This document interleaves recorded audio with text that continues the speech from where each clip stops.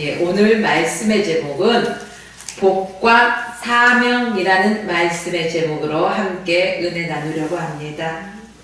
여러분은 너무나 잘 알고 계실 것입니다.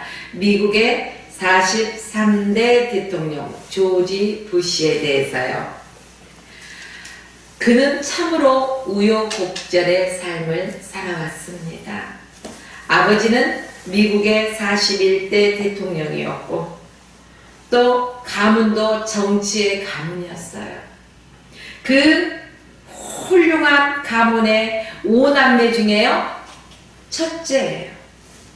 그러면은 이 장손이 어떻게 자라야 돼요? 제일 먼저 반듯하게 본이 되면 좋잖아요. 그런데 집안의 명성에 먹칠하는 그러한 삶을 살았던 것입니다. 그는 공부도 못했어요. 또 술은 얼마나 좋아했든지 술 파티를 즐겼다는 것입니다. 그리고 연애로 이러한 삶을 즐기면서 방탕한 삶이라고 볼 수 있을 것입니다. 그가 예일대를 나오긴 나왔지만 아버지의 배경으로, 아버지의 힘으로 나올 수 있었다는 것이죠. 간신히 졸업은 했어요. 그리고 20대에 약혼을 해서 또 이제 그 문제가 계속 문제의 삶을 살았잖아요. 그러다 보니까 그의 행실로 인해서 파혼을 당해요. 그리고 그는 베트남전에도 참가했다가 훈련 성적이 좋지 못했어요. 그래서 전쟁은 구경도 못하고 그냥 주 방위군에서 근무만 하다가 돌아왔어요. 그리고 31세에 하이언 선거에 나갔어요. 됐을까요? 안 됐을까요? 이러한 삶을 살았는데 낙선했다는 것입니다. 그래요. 또 석유 사업을 했어요. 실패했어요. 뭘 해도 안 되더라는 거예요. 그래서 알코올 중독자가 됐습니다. 자, 그의 인생 이만하면 파란만장한 삶이다 말할 수 있을 것입니다. 그런데 놀라운 것은 그에게도 기회가 찾아왔어요. 찬스, 빅 찬스. 이러한 찬스가 찾아왔다는 거예요. 어떤 찬스였을까? 40세 되던 해에 빌리 그레암 목사님을 만나갔다는 것입니다.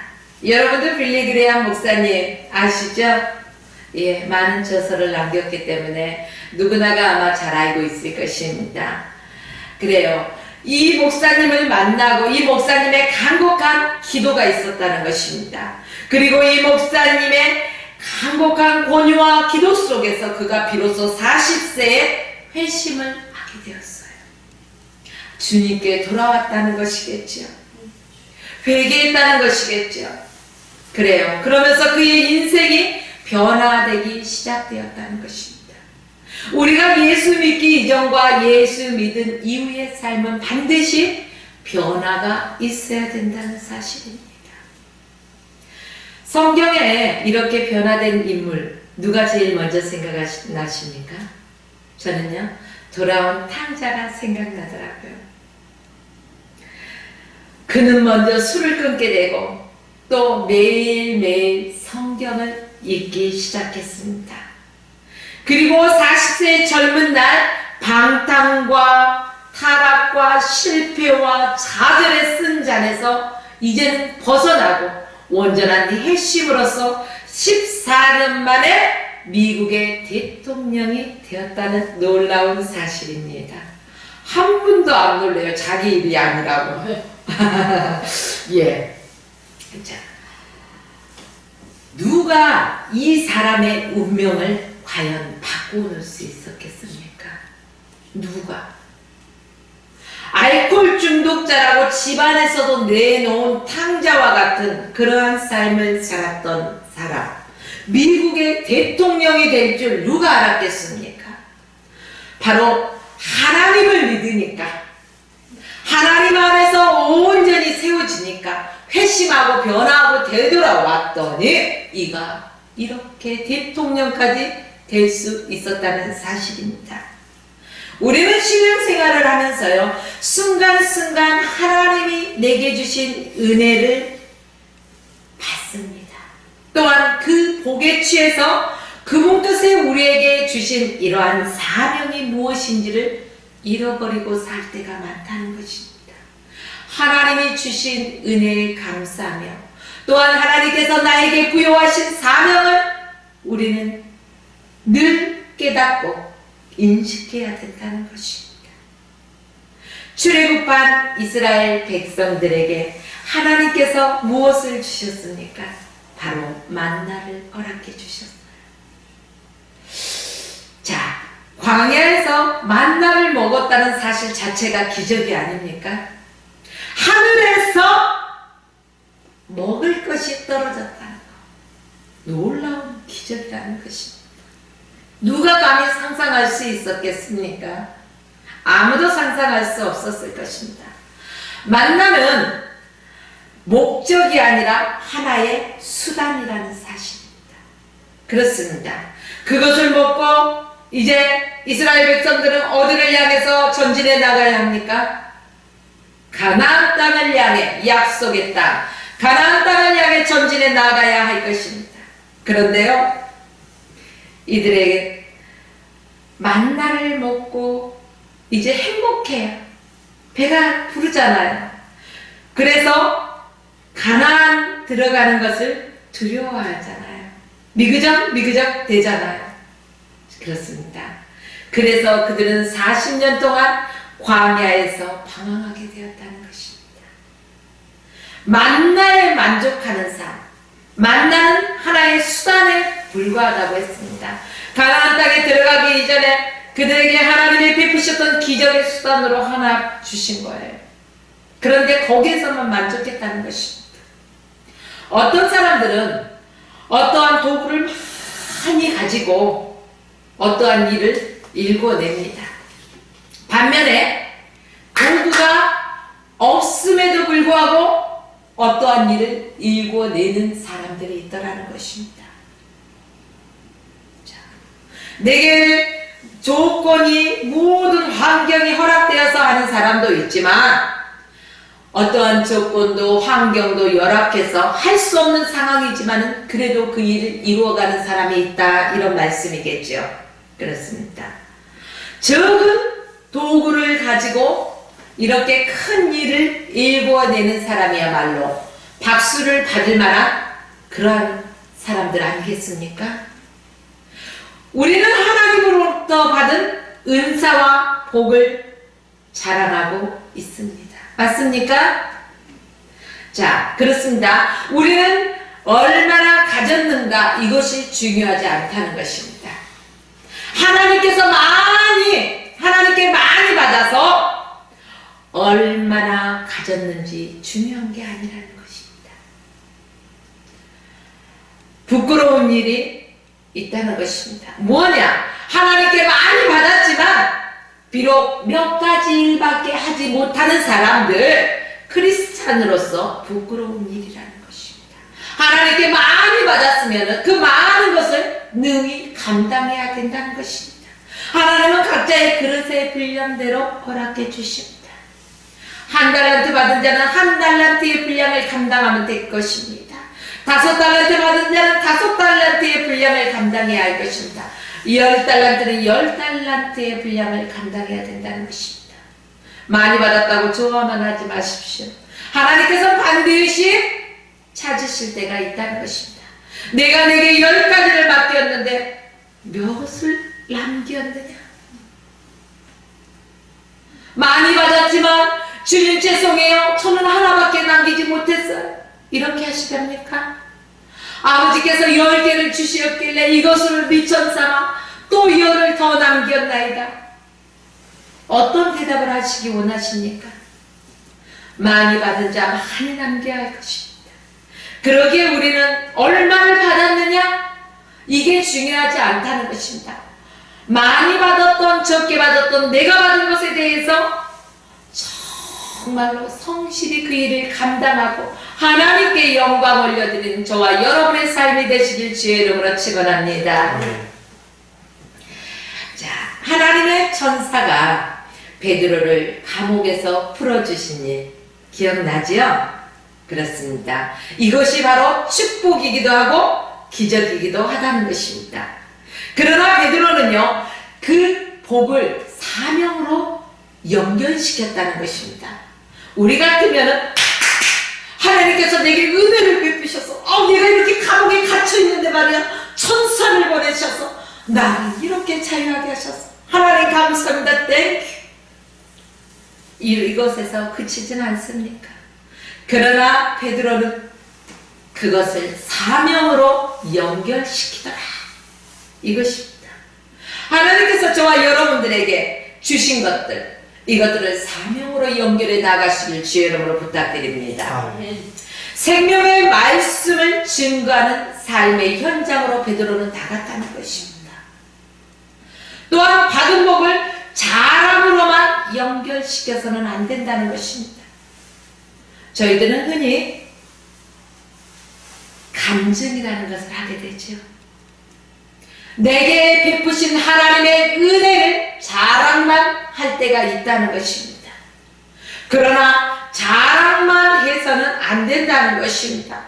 우리가 하나님의 말씀을 들고 이제는 현장에 나아가 전해야 된다는 것입니다. 그렇습니다.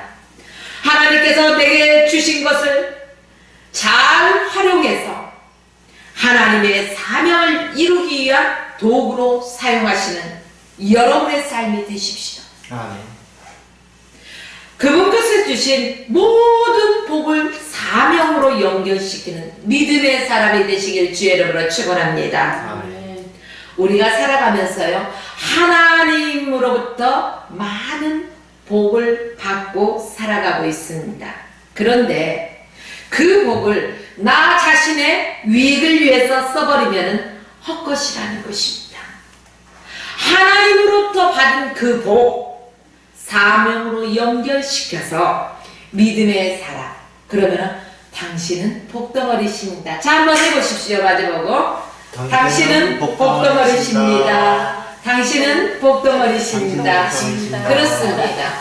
받은 복을 나 혼자만 소비해버리면 우리는 복덩어리의 인생이 될 수가 없어요.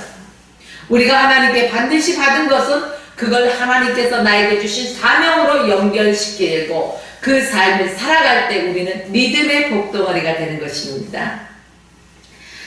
또 이제 본문으로 돌아가서 보면은요, 기드온이 미디안을 치고 난 후에 에브라임 사람들이 기드온에게 미디안 전투에 자기 자신들을 참여시켜주지 않았다는 것에 대해서 불평을 하는 내용이 오늘 8장 1절 말씀에 있습니다. 에브라임 사람들이 기드온에게 이르되 내가 미디안과 싸우러 갈 때 우리를 부르지 아니하였으니 우리를 이같이 대접함이 어찌 됨이냐고 그와 크게 다투는지라. 이제 본문을 살펴보겠습니다. 기드온이 미디안 치고 난 후에 에브라임 사람들이 기드온에게 이제 미디안 전투에 자기 자신들을 참여시키지 않은 것에 대해서 불평을 토론합니다. 자, 그런데 에브라임의 공로가 자기보다 더 크다고 지혜롭게 이러한 불만을 해소시켰습니다. 그리고 기드온과 300용사는 피곤하나 세바와 살문나를 따르는 숫곳과 분후의 사람들이 먹을 것을 거절하고 세바와 살문나를 사로잡고 적들을 성멸함으로 돌아오다가 숫곳과 분후의 사람들을 징벌하고 또한 세바와 살문나를 처형하게 됩니다. 즉 기드온이 하나님 앞에서 에브라임의 시비를 양보하고 풀어주고 숫곳과 분후의 사람들 그들을 거절하고 응징하고 하나님을 의지하는 군대가 미디안을 제압하고 두 왕을 처벌하고 미디안 정복을 완성했다 이것입니다. 우리가 살아가면서 하나님으로부터 받은 여러 가지의 복이 있을 것입니다. 자기 자신을 위해서 쓰지 마시고 이러한 하나님의 사명을 이루는데 우리는 사용해야 합니다. 그러면 우리와 모든 사람들이 복덩어리가 됩니다. 그러면 어떻게 하면 우리가 축복받은 사명자로 이것을 연결해서 살아갈 수 있을까요? 첫째는 자신의 믿음의 분량 안에서 겸손하게 다른 사람을 사명으로 연결시킬 줄 알아야 된다는 것입니다. 에브라임 사람들이 기드온에게 묻지요. 왜 우리를 이런 식으로 대해? 미디안과 싸우러 나갈 때 왜 우리를 도대체 부르지 않았던 거요? 에브라임 사람들이 화를 내고 있는 것입니다. 당신 말이야! 그렇게 하면 안 돼! 그런 일이 있으면 나와 상의도 하고 나를 불러줘야지! 하는 거예요. 어떻게 하시겠습니까? 기드온은 뭐라고 했습니까? 내가 한 일은 여러분의 일보다 못합니다. 여러분 몇 명이 한 일, 아비에셀 사람 모두가 한 일보다 더 낫습니다. 하나님은 여러분이 미디안 왕 오렙과 수렙을 사로잡도록 도와주셨습니다. 내가 한 일이 이렇게 여러분이 한 일과 어떻게 비교할 수 있겠습니까? 기드온의 지혜로운 말입니다. 우리 같았으면 대뜸 언제나 했을 수 있습니다. 그러나 그들을 싸움하자고 걸어오는 그들을 오히려 높여주면서 자기가 낮춰지면서 오히려 평화롭게 그 문제를 해결할 수 있는 지혜로운 사람이었던 것입니다.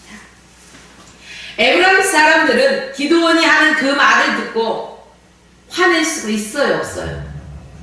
우리가 한 일보다 당신 몇 명이, 우리 모두가 한 일보다 당신 몇 명이 한 게 훨씬 큰 일을 했어. 어떻게 이 일과 비교할 수 있겠어? 이렇게 말하는데 화낼 사람이 있을까요? 자기를 높여주는데 화를 낼 사람은 없을 것입니다. 그렇습니다. 기드온은 에브라임 사람들이 분노한 것에 대해서 아주 겸손한 모습으로서 그들의 마음을 풀어주었습니다. 그리고 그들의 마음도 확 사로잡게 되었다는 것입니다. 걸림돌이 되지 않도록 했다는 거예요. 아마 기드온이요, 거기에서 어떠한 대꾸를 했다면 이 사람들은 기드온이 어떤 일을 할 때 모든 걸림돌이 되었을 것입니다. 시비를 걸었을 것입니다. 우리가 하나님 일을 하는 데 있어서도 이러한 지혜가 필요하다는 것입니다. 빌립보서 2장 2절에서 4절 말씀해 보니까 마음을 같이하여 같은 사랑을 가지고 뜻을 합하여 한 마음을 품고 한 마음을 품으라는 것입니다. 아무 일에든지 다툼이나 허용으로 하지 말라는 것입니다. 저희들은 어떠한 일에 다툼도 많습니다. 때로는 우리 자신을 어떻게 하면 더 돋보이게 하기 위해서 허용으로 할 때가 많다는 것입니다. 오직 겸손한 마음으로 각각 자기보다 남을 낮게 여기고 각각 자기 일을 돌아볼 뿐더러 사람들의 일을 돌아보아 나의 기쁨을 충만하게 하라는 것이죠. 남을 높여줄 줄 아는 저와 여러분의 삶이 되시길 주의 이름으로 부탁드립니다. 네. 바울도 복음을 전하려고 이방에 나가서 여러 가지 일을 할 때가 있었죠. 특히 고린도에 가서 이제 전도할 때 브리스길라와 아굴라가 함께 일하는 부부를 높여주었어요. 하나님께서 하나님의 동역에 좋은 결과를 얻을 수 있도록 바울은 함께한 동역자를 높여주는 삶을 살았다는 것입니다. 우리가 하나님의 일을 할 때 나 혼자서 독불장군으로 할 수가 없어요. 서로가 연합하여서 동역하면서 하나님의 뜻을 이루어 드리는 것입니다. 그렇기 때문에 누가 높고 낮음이 없습니다. 서로가 서로를 그리스도의 마음으로 높여주고 섬기는 저와 여러분의 삶이 되시길 주의 이름으로 부탁드립니다. 우리가 이렇게 자신의 공로를 주장한다면요 높여줄 수가 없습니다. 다른 사람을 겸손하게 높여주는 삶을 살아갈 때 그것이 바로 하나님의 일과 연합할 수 있도록 사명으로 연결의 고리가 돼요. 그래서 이게 고리가 끊어지지 않는다는 것입니다. 두 번째는 사명이 피곤하지만 그 사명이 지속적으로 연결되어야 된다는 것입니다. 아니 내가 한번 이 일을 해봤더니 진짜 힘들어서 못할 일이더라. 아니 그러면 그 일은 누가 하겠습니까? 누군가는 해야 된다는 일이라는 것입니다. 그러나 한 번, 두 번만 하고 그친다면은 안 된다는 것입니다. 어떠한 일을 행하기에 있어서 지속적인 그러한 일이 이루어져야 된다는 사실입니다. 기드온과 그의 군사 300명이 요단에 이르렀습니다. 그들은 지쳐있지만 강을 계속 건너 적을 뒤쫓아야 했습니다. 기드온이 숫곳 사람들에게 말합니다. 내 군사들에게 먹을 것 좀 주시오. 내 군사들이 이제 계속해서 지쳐있어. 적을 쫓다 보니까 쉴 틈 없이 쫓다 보니까 지쳐있으니까 이 지친 내 군사들에게 마실 물도 좀 주시고 먹을 것도 좀 주시오. 그런데 그들은 거절을 하죠. 자, 미디안 왕인 세바와 살문나를 뒤쫓고 있다고 말했어요. 그럼에도 불구하고 거절합니다. 우리가 왜 당신들의 부하들에게 먹을 것을 주어야 합니까? 왜? 우리는 흔히 왜? 내가 왜? 이런 소리를 종종 사용합니다. 이들도 그랬다는 것입니다. 내가 왜 먹을 것을 주어야 하지? 내가 왜 떡을 주어야 할까? 이랬죠. 당신은 아직 세바와 살문나를 사로잡지 못했지 않습니까? 기드온이 이제 그들에게 반문합니다. 하나님께서 내가 세바와 살문나를 잡도록 도와주실 것입니다. 그러니까 당신들이 나에게 먹을 것 좀 주십시오.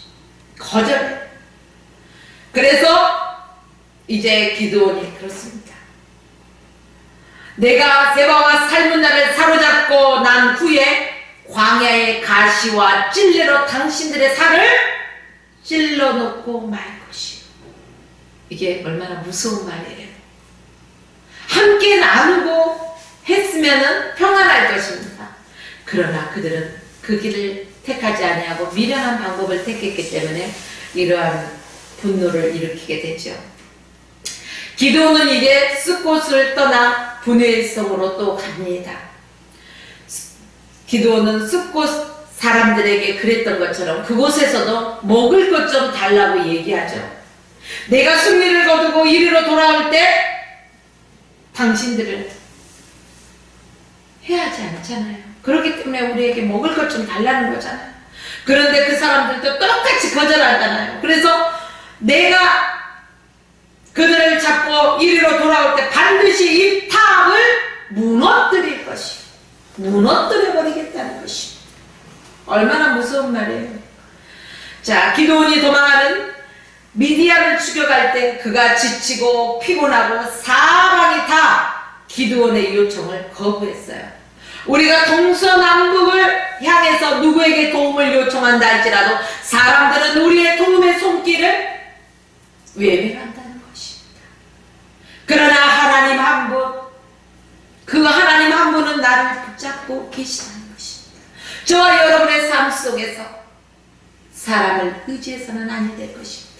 오로지 하나님 한 분만을 의지하고 하나님께서 내게 주신 것들을 감사하면서 다른 사람을 높여주고 섬겨가면서 주님께서 주시는 그 복을 축복의 연결고리요 사명의 연결고리로 이어나가는 복된 삶을 살아가십시오. 아멘. 고린도서 4장 8절에서 10절 말씀 보겠습니다. 우리가 사방의 우겨싸임을 당하여도 쌓이지 아니하며 답답한 일을 당하여도 낙심하지 아니하며 핍박을 받아도 버림받지 아니하며 꼬꾸레뜨림을 당하여도 망하지 아니하고 우리가 항상 예수적인 것을 몸에 짊어지면 예수의 생명도 내 몸에 나타나게 하려 함이라고 했습니다. 저 또한 하나님으로부터 받은 사명이 있습니다. 이제 그 받은 사명을 지속적으로 연결시켜 나가고자 하나님 앞에 순종하는 삶을 살고자 최선을 다하는 것입니다. 그렇습니다. 마지막 세 번째 말씀 보면 영적 대적자들을 모두 이기며 살아내는 삶을 살아야 한다는 것입니다. 미디안의 왕 세바와 삶은 나를 그들의 군대를 갈골성에 있었다는 것입니다. 동쪽 온 군대에서 이미 12만 명은 죽고 15,000만 가량이 남아있어요. 아직도. 기도는 천막에서 사는 사람들의 그 길을 이용한 것입니다. 그들은 기도원이 그쪽 길로 올 것을 생각지도 못했던 것이죠. 그 길은 노바와 욥과 동쪽에 있었기 때문입니다. 기도원의 적군이 생각할 틈을 주지 않습니다. 그리고 바짝 다가가서 갑자기 공격한다는 것입니다. 적이 내가 언제 적이 언제 쳐들어올 것을 안다면요, 거기에 방어 태세를 갖추기 때문에 공격이 쉽지 않습니다. 그러나 적이 언제 올지 알지 못하는 사람은요, 느슨해 있어요. 그렇기 때문에 그때 갑자기 공격을 했을 때는요, 우왕좌왕한 사이에 제압할 수가 있습니다. 우리가 인생을 살아갈 때도요, 우리는 항상 영적으로 깨어있지 않으면 안 된다는 얘기가 바로 공정공세자 잡은 자들은 항상 우는 사자같이 두루다니며 산길자를 찾는 이 시대, 우리가 눈에 보이진 않지만 영적인 전쟁이 치러지고 있기 때문에 우리는 항상 영적으로 무장된 삶을 살아야 할 것입니다. 바로 기드온과 그의 군대들은 적군을 이겼다는 것입니다. 하나님 앞에서 적군을 추격하고 미디안의 두 왕을 사로잡고 죽이고 사사의 일을 미디안은 능히 잘 감당했습니다. 그래서 열왕기상 2장 2절로 3절 말씀 보면 내가 이제 세상 모든 사람들의 가는 길로 가게 되었노니 너는 힘써 대장부가 되고 내 하나님 여호와의 명을 지켜 그 길로 행하며 그 법과 율례와 증거를 모세에 기록한 대로 지키라. 그리하면 내가 무엇을 하든지 어디로 가든지 형통할지니라. 우리의 신앙생활 하면서요, 여러가지 일, 사람과 사람 사이에 사건과 사건 속에서 우리는 만나게 됩니다. 영적 전쟁, 바로 이 영적 전쟁에서 승리하는 삶을 살아가십시오. 그것이 바로 하나님의 일을 감당하는 것입니다. 그리고 승리하시고 그것을 하나의 사명으로 연결해 나가십시오.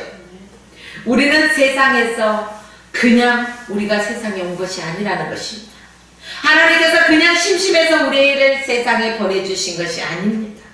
하나님의 뜻 가운데서 하나님의 일을 하라고 우리를 보내시고 또한 하나님께서 우리를 불러주셨습니다. 그러기에 지금의 우리의 모습이 있습니다. 이것을 잊지 마시고 하나님께서 주신 모든 것들을 나 자신을 위해 허비하지 마시고 나에게 주신 시간, 나에게 주신 물질, 나에게 주신 건강, 나에게 주신 지혜, 나에게 주신 능력, 나에게 주신 학식, 달란트, 이것을 하나님의 뜻을 이루어가는 데 사용하시는 저와 여러분의 삶이 되시길 주의 이름으로 축원하며 오늘 말씀을 마칩니다.